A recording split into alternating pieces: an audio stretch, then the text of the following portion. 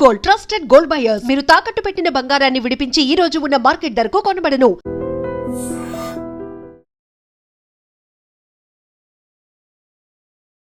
నమస్తే, welcome to I dream inside politics with కవిత.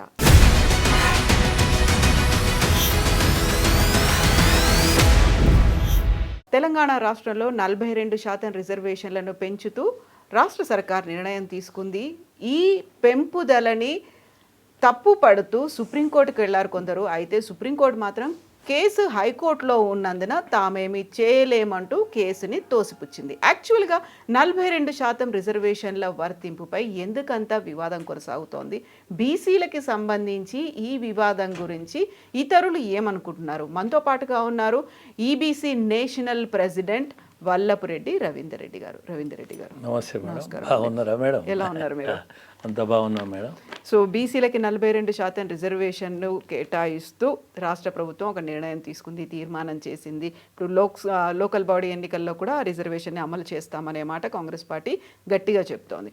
కాకుంటే ఆ నిర్ణయాన్ని తప్పుపడుతూ కోర్టులకు వెళ్ళారు. ఈరోజే వెరీ రీసెంట్గా వచ్చింది, సుప్రీంకోర్టు కూడా దాన్ని కొట్టేసింది, ఎందుకంటే కేసు హైకోర్టులో ఉంది అనేది. మీ వాదన ఏంటి? దాన్ని ఎట్లా చూస్తున్నారు? ఈ రిజర్వేషన్లో పెంపు అనేది సరే, రాష్ట్ర ప్రభుత్వం ఏంటంటే మనం రాజకీయాలకు అతీతంగా మాట్లాడుకుంటే ఆనాడు కాంగ్రెస్ మేనిఫెస్టోలో పెట్టినటువంటి ఎజెండాలో భాగంగా తెర మీదకి తీసుకొచ్చింది. తెర మీదకి తీసుకొచ్చినటువంటి సందర్భంలో కామారెడ్డి డిక్లరేషన్ అని వాళ్ళు ఇచ్చిన హామీ మేరకు, రాహుల్ గాంధీ ఇచ్చిన హామీ మేరకు వాళ్ళు తీసుకొచ్చిన ప్రయత్నం అయితే సరే మనం హర్షించుదాం, దాంట్లో తప్పేం లేదు, ఎవరైనా చేయొచ్చు. కానీ ఇక్కడ వచ్చిన వివాదం ఏంటంటే ఇప్పుడు 42%, 50%, 60% అని నిర్దేశించి ఒక సంఖ్యను చెప్పే అధికారం ఎవరికీ లేదు. అంటే పార్టీ పరంగా చెప్పుకోవచ్చు, అంటే ఏ పార్టీ అయినా చెప్పుకోవచ్చు, నేను 42% ఇస్తా, 50% ఇస్తా, 60% ఇస్తా అని కూడా చెప్పవచ్చు, దాంట్లో తప్పలేదు. కానీ ప్రభుత్వ పరంగా, రాజ్యాంగ పరంగా అది చెప్పడానికి వీల్లేదు. ఎందుకు చెప్పడానికి వీల్లేదంటే దానికి కొన్ని నియమాలు. ఈ రిజర్వేషన్లు అనేది తీర్చడం ఒక నిఘంటు చేయాలి. అంటే అసలు బీసీలు అంటే ఎవరెవరు బీసీలకు వస్తారు, ఈ రిజర్వేషన్లు ఎవరికి అవసరం అనేది నిఘంటు తేల్చకుండా మేము 42% ఇస్తాం, 50% ఇస్తాం, లేకపోతే ఏదో చెప్పడం వల్ల ఇది ఏంటంటే రాజకీయ పార్టీలు, రాజకీయ నాయకులు ఈ విధంగా ఈ అలజడి సృష్టించడమే ఇది ఇంత వివాదంగా మారింది. ఎందుకంటే ఓట్ల కొరకు ఆడేటువంటి కొంగ జపాలని నేను చెప్పక తప్పదు. ఇప్పుడు యాక్చువల్గా నిర్వచించలేదు, లేకుంటే ఎంత లెక్క అనేది తెలియదు అన్నప్పుడు కులగణన అనేది జరిగింది కదా, దాన్ని బేస్ చేసుకుని 42% ఇచ్చారు కదా రిజర్వేషన్లని. అయితే మేడం, జనగణన, కులగణన, కులజనగణనతో పాటు డెడికేషన్ కమిషన్ ఏర్పాటు చేయాలి. చేశారు కదా. డెడికేషన్ కమిషన్ కూడా శాస్త్రీయబద్ధంగా ఏర్పాటు చేసి దానికి త్రిబుల్ టెస్టు, అంటే 3 టెస్టులలో పాస్ కావాలి, త్రిబుల్ టెస్టు. అదేవిధంగా ఎంపారికల్ డాటా కలెక్ట్ చేయాలి. అదేవిధంగా డెడికేషన్ కమిషను ఎట్లుండాలంటే ప్రభుత్వాలకు కానీ ప్రలోభాలకు కానీ లొంగకుండా పనిచేయాలి. అది రాజ్యాంగ స్ఫూర్తితోటి పనిచేయాలి, న్యాయ సూత్రాలకు అనుగుణంగా పనిచేయాలి. దానికి అనుగుణంగా పనిచేసినప్పుడే రిజర్వేషన్లు నిలబడతాయి. అయితే ఈ రిజర్వేషన్లు నిలబడవు అనడానికి కారణాలు కూడా అనేకం ఉన్నాయి. ఇప్పుడు రిజర్వేషన్ల ఉద్దేశం ఏంటంటే ఫలితం పొందని, ప్రయోజనం అందని వర్గానికి ఫలితం చేకూర్చమని అన్నాడు అంబేద్కర్ అన్నాడు. మరి ఫలితం పొందని, ప్రయోజనం అందని వర్గము అంటే ఎవరు అంటే 3 రకాలుగా. 1 సామాజిక వెనుకబాటు ఉండాలి, 2 ఆర్థిక వెనుకబాటు ఉండాలి, 3 రాజకీయ వెనుకబాటు ఉండాలి. ఈ 3 వెనుకబాట్లు ఉన్నప్పుడు అప్పుడు రాజ్యాంగ స్ఫూర్తిబద్ధంగా వాళ్ళు అంటే ఎవరెవరు బీసీలకు వస్తారు అనేది తేల్చాలి. అది తేల్చినప్పుడే అది ఒక చట్టంగా మారడానికి అవకాశం ఉంది. కానీ ఇక్కడ అది తేల్చలేదనేది మనమందరం భావిస్తున్నటువంటి విషయం. ఇప్పుడు మీరు చెప్పినట్టుగా 3 రకాలుగా వెనుకబడిన వాళ్ళు బీసీల్లో ఉన్నారు అనేది కాదంటారా మీరు? కాదంటున్నా. ఎట్లా కాదంటున్నా అంటే ఇప్పుడు ఏదన్నా డెడికేషన్ కమిషన్ వేసినప్పుడు ఆ కమిషన్కు ఒక అధికారం ఉంటుంది. ఎవరైతే అర్హులు ఉన్నారో, అంటే రిజర్వేషన్లకు అర్హులు ఉన్నారో వాళ్ళను ఉంచే అధికారం ఉంది. ఎవరైతే అనర్హులు ఉన్నారో వాళ్ళను తొలగించే అధికారం ఉంది. ఎవరైతే కొత్తగా అర్హులు అనిపిస్తారో వాళ్ళను కూడా చేర్చే అధికారం ఉంది. ఇవన్నీ మనకు అటువంటి దాఖలాలు కనపడలే. ఇది ఈ డెడికేషన్ కమిషన్ ద్వారా. తర్వాత ఎంపారికల్ డాటా. ఇప్పుడు సపోజు మీకు ఒకటి మీకు ఒకటి చదివి వినిపిస్తా. ఇది చదివి వినిపిస్తే అందరికీ, అంటే ఇక్కడ మేమేదో రిజర్వేషన్లకు వ్యతిరేకం అనేది కాదు. అందులో మీరు అగ్రకులాలకు చెందిన వాళ్ళు, మీరు ఒక రెడ్డి అయి ఉండి బీసీల గురించి మాట్లాడుతున్నారు. మీరు అందులో అది చెల్లదు అనే మాట అంటే మీరు యాక్సెప్ట్ చేయదలుచుకోవట్లేదా, వెల్కమ్ చేయట్లేదా? అంటే లేదు, మేము రిజర్వేషన్లకు వ్యతిరేకం కాదు. రిజర్వేషన్లు న్యాయబద్ధంగా, ధర్మబద్ధంగా, చట్టబద్ధంగా ఉండాలి. అంతేకాకుండా అర్హులకు మాత్రమే అందాలి. మేము మొదటి నుంచి కూడా అదే వాదించుకుంటూ వస్తున్నాం. మా స్టాండ్ కూడా అదే. కానీ మమ్మల్ని ఏదో రిజర్వేషన్లకు వ్యతిరేకం అని మీరు అంటున్నారంటే, మీరు అట్లనే అందరు చిత్రీకరిస్తే అగ్రకులం అనే ముసుగు తొడిగి వీళ్ళు ఏదో అగ్రకులాలంతా అపోజిట్ చేస్తున్నారు, వాళ్ళకి ఇష్టం లేదు, ఏకమైన వాళ్ళకి ఒక రాజ్యాధికారం రాకుండా చేస్తున్నారు అనేది అది తప్పు.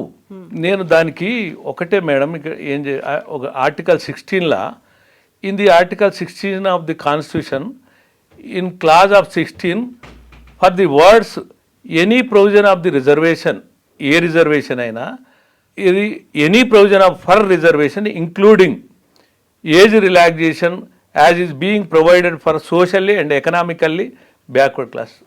అంటే సోషల్గా ఉండాలి, ఎకనామికల్గా ఉండాలి, వెనుకబడుతూనే ఉండాలి. అంటే ఆర్టికల్ 16లో ఇది చెప్పిండు. అన్నప్పుడు మరి మీరన్నట్టు రిజర్వేషన్లు బీసీ జనాభా ఎంత ఉంటే అంత రిజర్వేషన్లు ఉండవు. 100% ఉంటే 100% రిజర్వేషన్లు ఉండవు. ఇప్పుడు మీరు అన్నట్టు ఇక అయితే టాటా బిర్లా బీసీ అనుకోండి, ఇవ్వమంటారా రిజర్వేషన్లు? అదాని అంబానీ బీసీ అనుకోండి, ఆయనకి ఇవ్వమంటారా రిజర్వేషన్లు? అది కాదు కదా, ఎవరికి అరువులకో అది. మరి ఎవరు అరువులు అనేది తేల్చాలి. ఎంపారికల్ డాటాలా ఇది శాస్త్రీయంగా జరగలేదంటే ఎట్లా తెలుసు? మీకు ఎగ్జాంపుల్ చెప్తున్నా మేడం. కాపులు తీసుకుందాం. కాపులు అగ్రకులాలే కదా, బీసీల్లో ఉన్నారు కదా. అదే ఇక్కడ. అందుకనే బీసీలలో ఉండి బీసీ వర్గాలకు అన్యాయం జరుగుతున్నది. ఇప్పుడు సుమారు వాళ్ళు 10% ఉండరా, 8% ఉండరా, 15% ఉండరా, వాళ్ళ లెక్కలు ఎంత ఉండని, వాళ్ళు 10 లక్షల 20 లక్షల ఎంత ఉండని, ఎంతమంది ఉన్నప్పటికి కూడా వాళ్ళు అగ్రకులాలు. 1906లో కాపులు అందరు కాపులే. 1906లో అందరు కాపులే. ఆ కాపులు 1930కి వచ్చే వరకు వివిధ రకాలుగా విభజించబడ్డారు. ఇప్పుడు కాపు తెలగని, కాపు ఒంటరని, కాపు బలిజని, కాపు వెలమని, అంటే కాపు వెలనాటి అన్నారు, కాపు కమ్మనాటి అని, అంటే కాపు కమ్మని, కాపు తూర్పని, కాపు ఉత్తరని, కాపు మున్నూరని. అంటే ఇదే కాపు కులం అనేది ఆనాడు బ్రిటిష్ గవర్నమెంట్లు కానీ తర్వాత నిజాం గవర్నమెంట్లు కానీ కాపులంతా ఒకటే. మరి కాపులు అంతా ఒకటైనప్పుడు కాపులు అగ్రకులాలా కాదా? మీరే చెప్పండి. నేను మిమ్మల్ని కాపులంతా ఒకటైతే అగ్రకులాలు అనేది దానికి ఆ నిర్వచనం ఉందా? దాన్ని బ్రిటిషర్లు చేశారా లేకుంటే మన ప్రభుత్వం? రైట్. ఏంటంటే కాపులంతా ఒకటి అంటే ఇప్పుడు కాపులల్లా రెడ్లు అనుకో, వెలమలు అనుకో, కమ్మలు అనుకో, బ్రాహ్మణులు అనుకో, క్షత్రియులు అనుకో, వీళ్ళందరినీ. తర్వాత ఇదే కాపులు ఆంధ్రలో ఓసిలే. ఇప్పుడు కాపులు ఆంధ్రలో ఓసిలే. ఎవరైనా ఏ కులమైనా పిలవబడే కులమే. ఇది సృష్టించబడ్డ కులమే. తరగతులు విభజించబడ్డ కులాలే. వృత్తిని బట్టో ప్రవృత్తిని బట్టో ఇవి వచ్చినటువంటి కులాలు. అయితే దానికి నిర్వచనం ఏంటంటే కాపులు అనేది 1906లో అందరూ కాపులే. తర్వాత 1930 తర్వాత కాపు తూర్పు, కాపు ఒంటరి, కాపు బలిజని, నేను ఇదివరకు చెప్పినట్టు వివిధ రకాలుగా విభజించబడ్డారు. వాళ్ళు అందరూ ఓసీలు అవుతారు కదా. మరి రెడ్లు ఓసీలు అయినప్పుడు, బ్రాహ్మణులు ఓసీలు అయినప్పుడు, వెలుమలు ఓసీలు అయినప్పుడు, కమ్మలు ఓసీలు అయినప్పుడు, వీళ్ళంతా ఓసీలు అయినప్పుడు, క్షత్రియులు ఓసీలు అయినప్పుడు మరి కాపులు ఎట్లా బీసీలు అవుతారు? మీరు చెప్పండి. సరే, ఏం నిర్వచనం ఉందంట. నిర్వచనం ఇప్పుడు చదివినా కదా.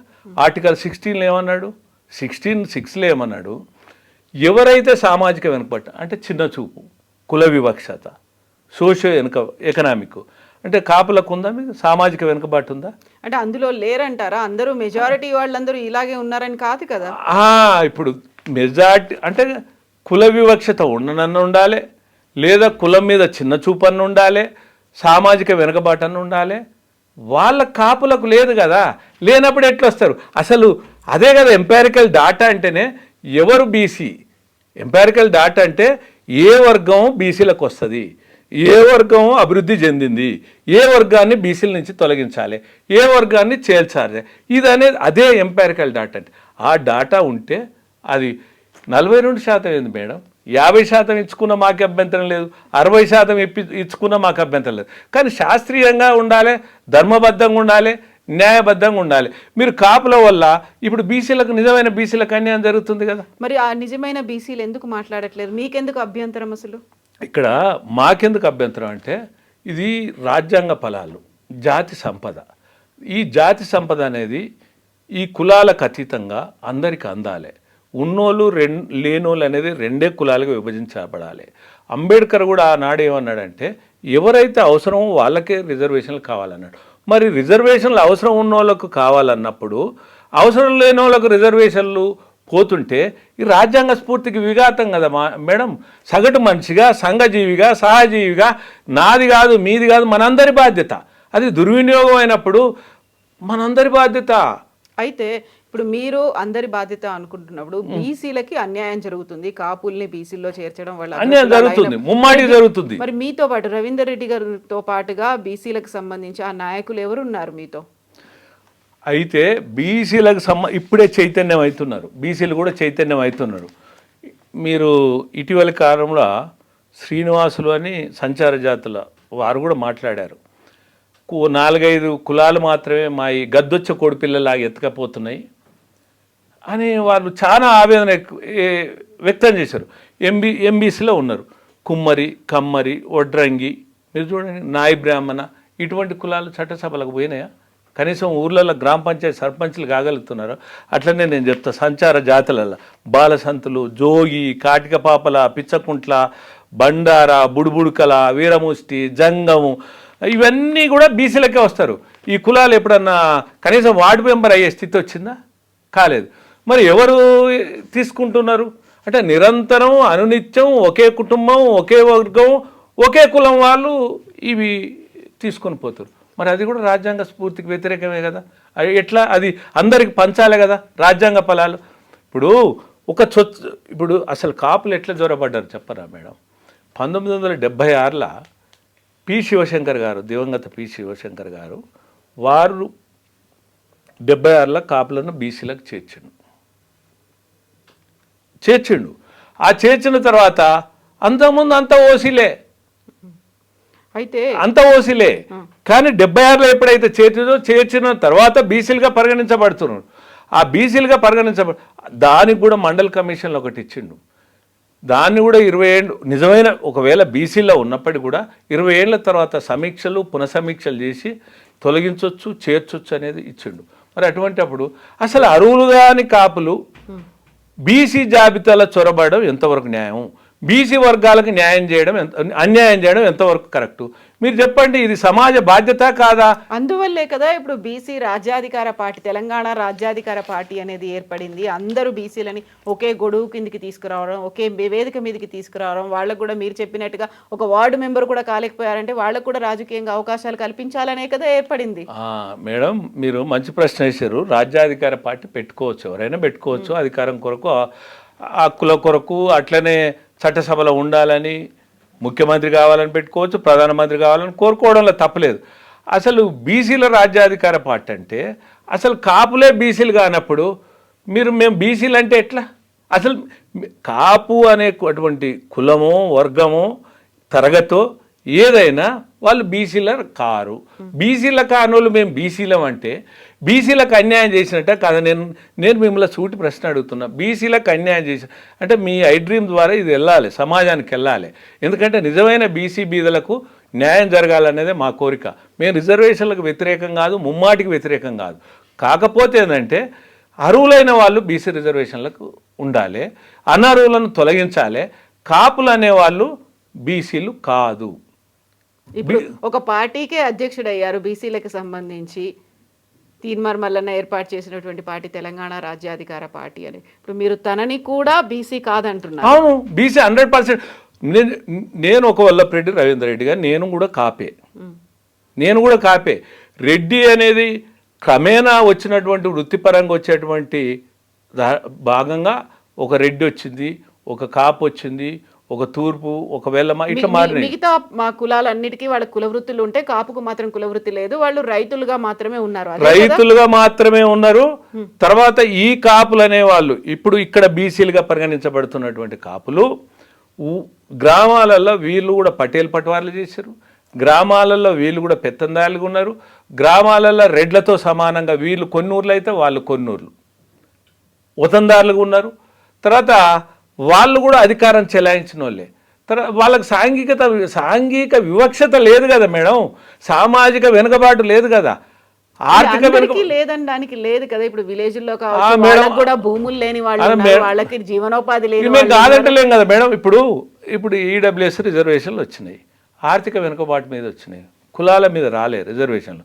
మరి కాపులకు నిజంగా కూడా మీరు అన్నట్టు వాళ్ళలో వెనుకబాటు ఉందనుకుందాం, ఆర్థిక వెనుకబాటే కదా, వాళ్ళకి సామాజిక వివక్ష లేదు కదా. మరి ఈడబ్ల్యూఎస్ రిజర్వేషన్లు బ్రహ్మాండంగా ఉపయోగించుకోవచ్చు, మోస్ట్ వెల్కమ్ కదా. కానీ అన్యాయంగా మనం అసందర్భంగా అనవసరంగా మనం ఆ బీసీలకు అన్యాయం చేయడం కరెక్ట్ కాదు కదా, అది తప్పు కదా. ముమ్మాటికి మనం ఆ కులంలో చొరబడి అంటే పెత్తనం కొరకే కదా బీసీలు అనేటువంటి ఒక జపం చేస్తూ, తర్వాత ఒక భ్రమలు కల్పిస్తూ, ఒక పెత్తనం కొరకు తప్ప అంటే మా మందబలం ఎక్కువ ఉంది అనే దాని మీదనే కదా, అంతకు తప్ప వేరే ఏ విధంగా ఉంది. నీకు నిజంగా ఆర్థికంగా వెనుకబాటు ఉంటే ఈడబ్ల్యూఎస్ రిజర్వేషన్లు ఒక వెలమైన, ఒక బాపనైనా, ఒక కోంట అయినా, ఒక రెడ్డి అయినా, ఒక ముస్లిం అందరికి ఉపయోగపడుతున్నాయి, కాపులకు కూడా ఉపయోగపడతాయి. మీరు చెప్పండి మేడం, ఈ తెలంగాణ కానీ ఈ ఆంధ్రప్రదేశ్ అట్లంటే మీరు ఆంధ్రప్రదేశ్లో కాపులు ఓసీలు, మరి అది చెప్పండి మీరు. అయితే ఇప్పుడు ఇక్కడ మీరు చేస్తున్నటువంటి ఈ ఉద్యమం ఈబీసీ అంటే ఎకనామికల్లీ బ్యాక్వర్డ్ క్లాసెస్, అంతే కదా. ఈబీసీ అనేది దేనికి సంబంధించింది, బీసీలకు సంబంధించిందేనా మేడం? ఆర్థికంగా వెనుకబడిన వర్గాలు.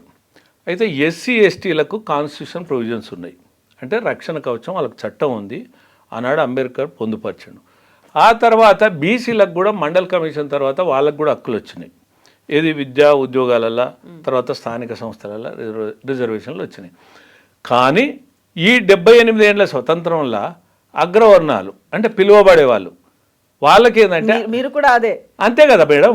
అంటే ఇప్పుడు ఈ అగ్రకులం అనేటువంటి ముసుగుదొడిగి ఒక ముసుగే అభివృద్ధికి దూరం ఉంచి అవకాశాలు అందకుండా చేసి ఏమంటే కులానికి ఆపాదించడం. మీకేంది అగ్రకులం అంటే? ఈ అగ్రకులాలలో మేడం ఆకలి చావులు లేవా, ఆత్మహత్యలు లేవా, పిల్లలు పెళ్ళిళ్ళు చేయలేని పరిస్థితి లేదా, కనీసం స్టడీ సర్కిల్ లేవు. అంటే ఒక ఐఏఎస్, ఒక ఐపీఎస్, ఒక ఐఎఫ్ఎస్ చదువుకోవాలంటే ఎస్సీలకు స్టడీ సర్కిల్ ఉన్నాయి, ఎస్టీలకు స్టడీ సర్కిల్ ఉన్నాయి, బీసీలకు ఉన్నాయి, ప్రతిభ ఉన్న వాళ్ళకు మరి ఓసీలలో లేవు. అంటే వీళ్ళు మనుషులే కదా, వీళ్ళు సంఘజీవులే కదా, వీళ్ళు ఈ దేశ పౌరులే కదా, ఈ రాష్ట్ర పౌరులే కదా, ఈ ప్రభుత్వాలకు పన్నులు కడుతున్నారు కదా. మరి వీళ్ళకు ఒక స్టడీ సర్కిల్ లేదు, ఒక కార్పొరేషన్ లేదు, ఒక కమిషన్ లేదు, ఒక వెల్ఫేర్ డిపార్ట్మెంట్ లేదు, అమ్మ లేదు, నాన్న లేదు, అనాథల్లాగానే. అంటే నీకేమైందంటే బికాజ్ ఆఫ్ ఫార్వర్డ్ క్యాస్ట్. అంటే వీళ్ళలో పేదరికం లేదా మేడం? 100% అగ్రకులాలలో కూడా పేదరికం ఉంది. మీరు అన్నట్టు దాంట్లో ఒక 10% వేసుకుందాం అంటే ధనవంతులు ఉండొచ్చు, శ్రీమంతులు ఉండొచ్చు, సిరిమంతులు ఉన్నారు, కుబేర్లు ఉన్నారు, రాజకీయ నాయకులు కూడా ఉన్నారు. అంటే మొదటి నుంచి అవునన్నా కాదన్నా ఆధిపత్యం చెలాయిస్తున్నారు. ఆ 1% మీరు చెప్పిన దాని ప్రకారంగా ఒక 1000 మంది అనుకోండి మేడం, ఏది అగ్రకులాలలో 1000 మంది రాజకీయ ఆధిపత్యం చెలాయిస్తారు, పదవులు వచ్చినాయి. ఇక వాళ్ళకు 1000 మందికి పదవులు వస్తే ఈ కోటి జనాభా ఉన్నటువంటి అగ్రకులాలకేమో ఏం ఒరగబెట్టిర్రు అంటున్నా, వీళ్ళకేం లాభం? కాపులు బీసీలు కాదు అన్నప్పుడు మీరు కాపుల్ని వ్యతిరేకిస్తున్నారు బీసీల్లో ఉంచడానికి. అక్కడ ఉన్నటువంటి బీసీల్లో వాళ్ళు మిమ్మల్ని ఎలా చూస్తున్నారు? ఒక ఫ్రెండ్గా చూస్తున్నారా, ఒక ఎనిమీగా చూస్తున్నారా, ఎట్లా చూస్తున్నారు? అసలు బీసీలో ఉంచొద్దు వాళ్ళు ఫార్వర్డ్ కాస్ట్ అని మీరు అంటున్నప్పుడు మేడం మాకు చాలామంది మాతో చర్చలు జరుపుతున్నారు. రవీందర్ అన్న మేము మాట్లాడితే మా గొంతులు నొక్కేస్తున్నారు, అంటే మమ్మల్ని బీసీల్లో ఉంచకండి, మమ్మల్ని ఓసీల్లో ఉంచండి అనే మాట వాళ్ళు చెప్తున్నారా? వాళ్ళు చెప్పట్లేదు. వాళ్ళు ఎంతసేపు ఉన్నా కానీ ఈ బీసీలు అనేటువంటి జపం చేసి, ఒక కొంగ జపం చేసి, వాళ్ళు భ్రమలు కల్పించి మేము బీసీలం అని చెప్పుకొని అధికారం చెలాయించడానికి, తర్వాత వాళ్ళ మీద పెత్తనం చెలాయించడానికేమో కాపులు ఇక్కడ వాళ్ళు బిహేవ్ చేస్తారు. తెలంగాణ ముచ్చటకు వస్తే తర్వాత మిగతా ఉన్నటువంటి బీసీలు, మెజార్టీ బీసీలు, ఎంబీసీలు కానీ సంచార జాతులు కానీ వాళ్ళు యాక్సెప్ట్ చేస్తలేరు. వాళ్ళు యాక్సెప్ట్ చేయలేకనే మాతోటి పంచుకుంటారు. అన్న ఇది ధర్మమైంది, న్యాయమైంది, మాకు మీరు కూడా తోడుగుండాలంటారు. అంటే మేము కూడా ఏమంటున్నాం, మేము కాపులకు వ్యతిరేకం కాదు, మనమంతా కాపులమంతా ఒకటే కదా, మరి మనమంతా కలిసి ఉందాం, నష్టమేంది? నీకు ఈడబ్ల్యూఎస్ ఉంది కదా, దీన్ని వాడుకోండి, కానీ నిజమైన బీసీలకు ఎందుకు అన్యాయం చేస్తారు? ఇప్పుడు నిజమైన కాపులు కొంతమంది మీరు అన్న మాట ఇప్పుడు అన్యాయం చేస్తున్నారు అన్నది లీడర్లా అందరూ అంటారా? అయితే అందులో ఉన్నటువంటి కాపు కులానికి చెందిన వాళ్ళందరూ ఇలాంటి మేడం ఇప్పుడు బ్రాహ్మణులలో ఎట్లా పేదరికం ఉందో, రెడ్లలో ఎట్లా పేదరికం ఉందో, వెలమలు ఎట్లుందో, చౌదరులు ఎట్లుందో, ముస్లింలు ఎట్లుందో అట్లనే కాపులలో కూడా పేదరికం ఉంది. కానీ ఈ పేదరికం అనేది ఆర్థిక వెనుకబాటు. ఈ ఆర్థిక వెనుకబాటుకు కేంద్ర ప్రభుత్వం రాజ్యాంగబద్ధంగా మనకు ఈడబ్ల్యూఎస్ రిజర్వేషన్లు ఇచ్చింది. అంటే ఎవరికి ఇబ్బంది లేకుండా, ఏ వర్గానికి ఇబ్బంది లేకుండా ఇచ్చింది. మనకు ఈ అవకాశం, ఈ వెసులుబాటు ఉన్నప్పుడు మనం బీసీలలో ఉండాల్సిన అవసరం ఏముంది? వాళ్ళ హక్కులు వాళ్ళే పొందనియండి, వాళ్ళ ప్రయోజనాలు వాళ్ళే పొందనియండి. మనం ఎందుకు బీసీలలో చొరబడాలి? ఎందుకు చొరబడాలి? అవసరం ఏంది? అంటే దీంట్లో మర్మమేంది చెప్పండి? దీంట్లో మర్మమేంది? నిజంగా సామాజిక వెనుకబాటు ఉందా? ఎక్కడనన్నా ఏ ఊర్లోనన్నా పోదాం మేడం, మీ ఐడ్రీమ్ ద్వారా, మీడియా ద్వారా కాపులు సామాజికంగా వెనుకబడి ఉన్నారని మీరు ఏ గ్రామంలో విచారణ చెప్పండి. ఒక్క గ్రామంలో మీరు చూపియండి. సరే, ఆర్థిక వెనుకబాటు అన్ని కులాలకు ఉంది. తెలంగాణ రాజ్యాధికార పార్టీ తీన్మార్ మల్లన్న ఏర్పాటు చేశారు. అక్కడ అందరూ బీసీల కోసం చేస్తున్నారు, దాంతోపాటుగా కాపుల కోసం కూడా చేస్తున్నారు. అక్కడ కాపులకే అసలు వాళ్ళే అన్యాయం చేస్తున్నారు అని మీరు అంటున్నప్పుడు వాళ్ళే అన్యాయం చేస్తారు. నిజంగా తీన్మార్ మల్లన్న బీసీల కోసం కృషి చేస్తాడనిపిస్తుందా లేదా మీకు? ఎట్లా చేస్తాడు? తన చిత్తశుద్ధిని నిరూపించుకోవాలి. తను కాపుకు అనేది సామాజిక వివక్ష లేదు, తర్వాత వెనుకబాటు లేదు, రాజ్యాంగం ఒప్పుకోవట్లేదు. అటువంటి దాంట్లో మనం అప్రజాస్వామికంగా మనం చొరబడి ఆ రిజర్వేషన్లు మనం ఉపయోగించుకోవడం అది ఘోరము, నేరము అని భావించి వాళ్ళు ఒయ్యిదొలిగి వాళ్ళు ఏం చేయాలంటే ఓసీలకు వచ్చి తర్వాత బీసీల తరపున అప్పుడు మాట్లాడితే బీసీలకు న్యాయం జరగాలి, బీసీల హక్కుల కొరకు ఉద్యమిస్తే ఎవరైనా నమ్ముతారు. కానీ ఇప్పుడు ఎట్లా నమ్ముతారు? వాళ్ళ నోటికాడి బుక్క మీరు తీసుకొని పోతుంటే వాళ్ళని ఎట్లా ఎవ్వరు కూడా నమ్మడానికి వీల్లేదు, నమ్మరు కూడా. మేము కూడా ఏమంటున్నాం అంటే సంచార జాతులను, ఎంబీసీ జాతులను వాళ్ళందరికీ న్యాయం జరగాలంటే నిజమైన బీసీలకే జరగాలనేది మా కోరిక. మేము కూడా ఆ దిశగానే మేము ఎక్కడనైనా మాట్లాడుతున్నాం. సో ఇప్పుడు ఏం జరగాలంటారు? మీరన్న మాటను బట్టి చూస్తే అన్యాయం చేస్తోందే కాపులు 100%. మిగతా ఫార్వర్డ్ కాస్ట్ అగ్రకులాలు కాకుండా బీసీలకు అన్యాయం చేస్తుంది, బీసీలలో ఉండి బీసీల్లో చేరి చేస్తోందే కాపులు. అంతే. ఏం జరగాలి ఇప్పుడు మరి? రాష్ట్ర ప్రభుత్వం ఎంపైరికల్ డాటా చేయాలి. ఎట్లా? శాస్త్రీయంగా, రాజకీయాలకు అతీతంగా, న్యాయబద్ధంగా ఎవరు బీసీలు ఎవరు కారు. బీసీలకు ట్రిపుల్ టెస్ట్ ఉంది కదా, ఆ పారామీటర్స్ ఉన్నాయి కదా, ఆ పారామీటర్స్ ప్రకారంగా ఎవరు బీసీలకు వస్తారు ఎవరు రారు వాళ్ళని తీసేయండి. వచ్చి అరువులను ఇంకా కొత్త కులాలు ఉన్నాయనుకోండి చేర్చండి. అట్లా చేసినప్పుడు నిలబడుతుంది. కానీ ఇట్లా ఏదో ఓట్ల కొరకు రాజకీయ ఇప్పుడు సపోజ్ ప్రభుత్వాలు ఉన్నాయనుకోండి, ఏ ప్రభుత్వం అయినా నేను కాపులు ఓసీలు అన్నారు అనుకోండి మాకు ఓట్లు పోతాయని భావిస్తారు. తర్వాత రాజకీయ పార్టీలు ఉన్నాయనుకోండి, కాపులు ఓసీలు అగ్రకులాలు అన్నారు అనుకోండి మాకు ఓట్లు పోతాయని భావిస్తారు. మరి అట్లా అంటప్పుడు పేదలకు ఎట్లా న్యాయం జరుగుతుంది? నిజమైన బీసీలకు ఎట్లా న్యాయం జరుగుతుంది చెప్పండి? జరగదు. అందుకనే మేము కూడా ఏం చేసినామంటే 80 ఏళ్ళ స్వతంత్రం వల్ల, అంటే 78 ఏళ్ళ పైబడి స్వతంత్రం వల్ల ఇప్పటి వరకు ప్రతి వాళ్ళు మేడం అగ్రకులాలు అంటారు. ఈ అగ్రకులాలకు కూడా ఏమి లేవు మేడం. నేను ఉద్యమం చేపట్టిన 2003లో ఉద్యమం చేపట్టి నేను ఇందిరా పార్క్ ధర్నా, సుందరయ్య పార్క్ ర్యాలీ, అంబేద్కర్ విగ్రహం వినతి పత్రం, ఎగ్జిబిషన్ గ్రౌండ్లో యజ్ఞం, 1104 సభలు, సమావేశాలు, ధర్నాలు, రాస్తారోకాలు, నిరసనలు, పార్లమెంట్ దగ్గర ధర్నా, ఇవన్నీ పోరాటాలు చేసి స్కాలర్షిప్స్ పెట్టించిన, ఫీ రియంబర్స్మెంట్ పెట్టించిన రాజశేఖర రెడ్డి గారు ఉన్నప్పుడు. ఈడబ్ల్యూఎస్ రిజర్వేషన్లు కూడా అప్పుడే ఎస్ఆర్ సిన్హా కమిషన్, నేను పార్లమెంట్ ముందర ధర్నా చేస్తే ఆల్ ఇండియా లెవెల్లో ఈబీసీ కమిషన్ వేసి దానికి ఎస్ఆర్ సిన్హాని చైర్మన్ చేయడం జరిగింది. వారు నివేదిక ఇచ్చారు, రికమెండేషన్స్ 10%. వాళ్ళు ఇచ్చినప్పుడు కూడా 3 సంవత్సరాలు ఎక్సర్సైజ్ చేసింది మేడం. ఒక ఎస్ఆర్ సిన్హా కమిషన్ అనేది మొత్తం దేశవ్యాప్తంగా తిరిగి శాస్త్రీయంగా అధ్యయనం చేసి ఆ కమిషన్ 10% రికమెండేషన్ చేశారు. ఆ రికమెండేషన్ చేసిన దాన్ని అప్పుడు మేము కేంద్ర ప్రభుత్వం మీద ఒత్తిడి పెంచితే ముకుల్ వాసికి social justice minister, law minister Veerappa Moily, తర్వాత జైపాల్ రెడ్డి గారు సెంట్రల్ మినిస్టర్ ఉండే, పురంధేశ్వరి ఎడ్యుకేషన్ మినిస్టరు, వీళ్ళందరితోటి మేము అప్పుడు పోరాటం చేసి మేము ఒక డ్రాఫ్ట్ తయారు చేసి రికమెండేషన్స్ డ్రాఫ్ట్ తయారు చేస్తే అది పార్లమెంట్లో బిల్లు పెట్టలేదు. అప్పుడు కాంగ్రెస్ అంతలే అంటే తెలంగాణ ఆంధ్ర విడిపోవడం, కాంగ్రెస్ పడిపోవడం, ఆ బిల్లు పెట్టలేదు. సేమ్ దాన్నే మోడీ గారు 2019లో పార్లమెంట్లో బిల్లు పెట్టాడు 103 రాజ్యాంగ సవరణ ద్వారా. అయితే మీరు అంటారు మేడం, పార్లమెంట్లో బిల్లు పెట్టి రాజ్యాంగ సవరణ అంటే ఉభయ సభలు ఆమోదం తెలిపిన తర్వాత గవర్నర్ ఇక్కడ రాష్ట్రపతి కూడా ఆమోదం తెలిపాడు. ఆమోదం తెలిపినాక కూడా సుప్రీంకోర్టు పోయారు. ఇక ప్రతి వాళ్ళు ఏదైనా కోర్టులలో పిటిషన్లు వేస్తే అది హక్కు, అది రాజ్యాంగం కల్పించిన హక్కు. కాకపోతే మీకు ఇష్టం లేదు వేస్తారంటే పార్లమెంట్లో ఆమోదం తెలిపిన వాటికి రాష్ట్రపతి ఆమోద ముద్ర వేసిన వాటి మీద కూడా సుప్రీంకోర్టులో వాద్యాలు వేసి ఈడబ్ల్యూఎస్ రిజర్వేషన్ల మీద. అయినా కూడా సుప్రీంకోర్టు న్యాయస్థానం ఏం చేసిందంటే ఇది రాజ్యాంగ సవరణ ద్వారా వీళ్ళకు ఆర్థిక వెనుకబాటు మీద ఇవ్వడం న్యాయసమ్మతమని ఇవ్వడం జరిగింది. అటువంటి రిజర్వేషన్లు ఉన్నప్పుడు ఇప్పుడు కాపులు ఎందుకు ఉపయోగించుకోకూడదు?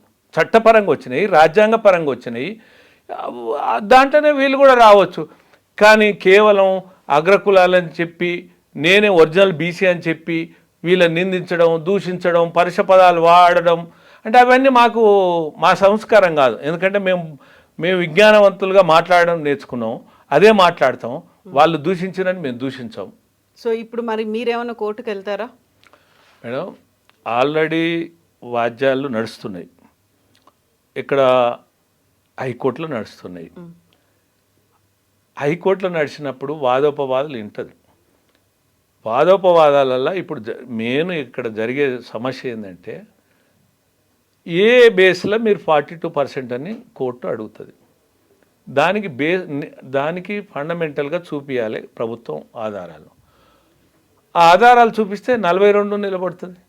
కానీ ఆధారాలు చూపించినప్పుడు ఏం చేయాలి? దానికి ఆధారాలు అంటే ముఖ్యంగా నేను చెప్తూనే ఉన్నా కదా, కాపులు అనేవాళ్ళు బీసీలు కారు, బీసీలు కాని వాళ్ళను బీసీల రిజర్వేషన్లు ఎట్లు ఇస్తారని కోర్టు ప్రశ్నిస్తే మరి నిలబడదు కదా. అంటే ఈ లెక్కన బీసీలకు కాపులు అన్యాయం చేసినట్టే కదా. చూద్దాం ఇప్పుడు మీ వాదన విన్న తర్వాత ఏం జరుగుతుంది. హైకోర్టుకు సంబంధించి 8వ తారీఖు అయితే ఉంది కాబట్టి అనుకూలంగా వస్తుందా, లేకుంటే లోకల్ బాడీలకు సంబంధించి మళ్ళీ పోస్ట్పోన్మెంట్ అవుతుందా, ఆ తర్వాత మళ్ళీ మీ పోరాటం ఎటువైపు వెళ్తుంది అనేది. Thank you so much Ravinder Reddy గారు.